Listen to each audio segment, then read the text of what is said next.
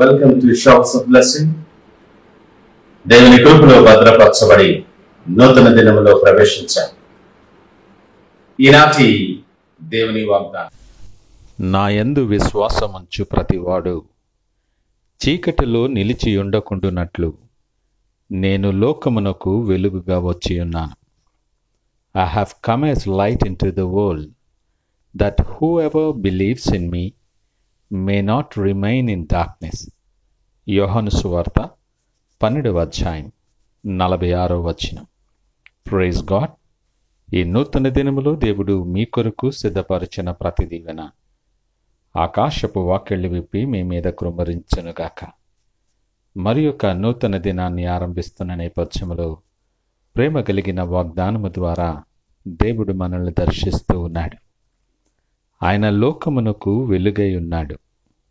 చీకటిలో నడుచు జనులు గొప్ప వెలుగును చూచులాగున ఈ లోకానికి వచ్చాడాయన. లేఖనమంటుంది, అవిశ్వాసులైన వారి మనోనేత్రాలకు ఈ యుగ సంబంధమైన దేవత గురుడితనము కలుగు చేస్తుంది. ఆ వెలుగును చూడనివ్వక, ఆ వెలుగు మార్గములో నడవకుండా సంపూర్ణముగా నీ అవిశ్వాసాన్ని బట్టి గురుడితనము కలుగు చేస్తుంది.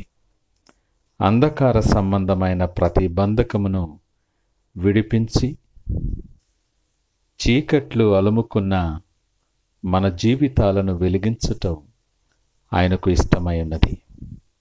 ఈ మాటలు వింటున్న ప్రియ దేవుని జనాంగమా, నీవున్న పరిస్థితులలో నీ చుట్టూ చీకట్లు అలుముకున్నవా? అనేకమైన సవాళ్ళు, అనేకమైనటువంటి పరిస్థితులు, మన ఉద్యోగం, ఆరోగ్యం, కుటుంబ విషయంలో ఎన్నో సమస్యలతో ఏమీ చేయలేని నేపథ్యములో, ఎక్కడ ఆశ మినుకుమంటున్న నేపథ్యము కూడా లేని పరిస్థితులలో నువ్వు సతమతమవుతున్నావేమో. వీటిని బట్టి ఎక్కడ వెలుగు కానక నిస్సత్తువ, నిస్సహాయత నిన్ను ఆవరించి ఉండుండొచ్చు. నీ ప్రతి ప్రయత్నము కూడా విఫలమై ఏదో ఊబిలోనికి దిగిపోతున్నట్లు నీ పరిస్థితి ఉన్నదా?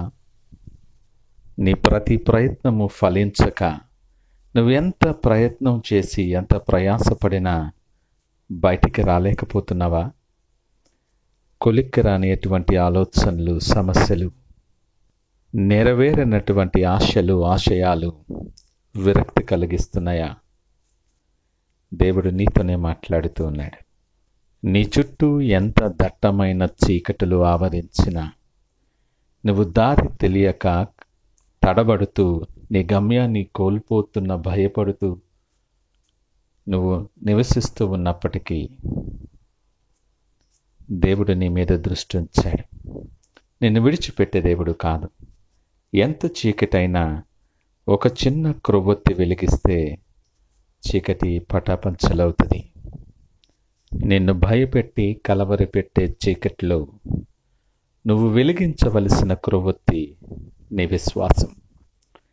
ఆ విశ్వాసము నిన్ను బలపరుస్తుంది, నీ ఆలోచన మారుస్తుంది, నీ మార్గం, నీ దృక్పథం సమస్తము కూడా అంధకారము నుండి వెలుగులోనికి నడిపించబడతాయి. నేను అంధకారములో కూర్చున్నను, యెహోవా నాకు వెలుగుగా ఉండును అంటాడు భక్తుడు. నేను క్రింద పడినను తిరిగి లేతును అని మరి గొప్ప సాక్ష్యాన్ని భక్తులు మాట్లాడుతున్నారు. చీకటిలో మరణ భయములలోనూ కూర్చున్న వారికి వెలిగిచ్చిన మహావాత్సల్యత కలిగినటువంటి దేవుడు ఈ ఉదయకాలము నీ మీద ప్రకాశించటానికి ఆయన ఇష్టపడుతూ ఉన్నాడు. ఇంతవరకు నువ్వు నడిచిన చీకటి మార్గాలు చాలు. చీకటి నీ చుట్టూ అలుముకొని నువ్వు కలవరపడింది చాలు. దేవుడు అంటున్నాడు కదా, నీవు చీకటిలో ఉండకుండునట్లు ఆయన యందు విశ్వాసముంచు. విశ్వాసముంచే ప్రతి వాడు ఇక మీదట చీకటి సంబంధిగా ఉండడు. ఆయన ఈ లోకానికి వెలుగుగా నిన్ను వెలిగించటానికి, నీ మార్గముల మీద ప్రకాశింపచేయటానికి నేను చీకటి శక్తుల నుండి, ప్రతి బంధకా నుండి విడుదల కలుగ చేయటానికి ఈ లోకమునకు వచ్చి ఉన్నాడు ఆయన. ప్రేమ కలిగిన దేవుడు నీతో మాట్లాడుతూ ఉన్నాడు.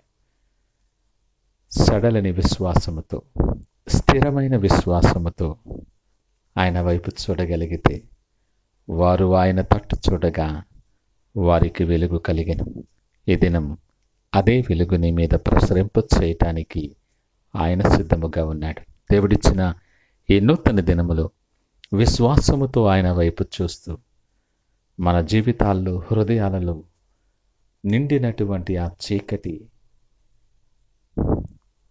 తరిమివేయబడులాగున ఆయన వెలుగు నీ మీద ప్రకాశించటానికి సిద్ధపడి ప్రార్థనపూర్వకంగా దినాన్ని ఆరంభిద్దామా? ప్రార్థించుకుందాం. పరిశుద్ధుడు, ప్రేమ నమ్మకమైన మా యేసయ్య స్తోత్రాలు. ఉదయకాలం మాతో మీరు మాట్లాడారు, మీకు వందనాలు నాయనా. చీకటి అనేక రకాలుగా మమ్మల్ని భయపెడుతున్న నేపథ్యంలో నీ యందు విశ్వాసం ఉంచినప్పుడు మా జీవితాల్లో చీకటి ఉండదని, మేము చీకటిలో నిలిచి ఉండమని మీరు ఈ లోకానికి వెలుగుగా వచ్చి ఉన్నారనే మాట మాకెంతో ఆదరణ కలుగు చేస్తుంది. మీరు మాకు వెలుగై ఉండి మీరు సిద్ధపరిచిన వెలుగుకరమైన మార్గాల్లో మమ్మల్ని నడిపించి మీరే మహిమ, ఘనత, ప్రభావాలు పొందుకోమని యేసు నామమున అడిగి వేడుకొనిచున్నాము తండ్రి. ఆమేన్. God bless you.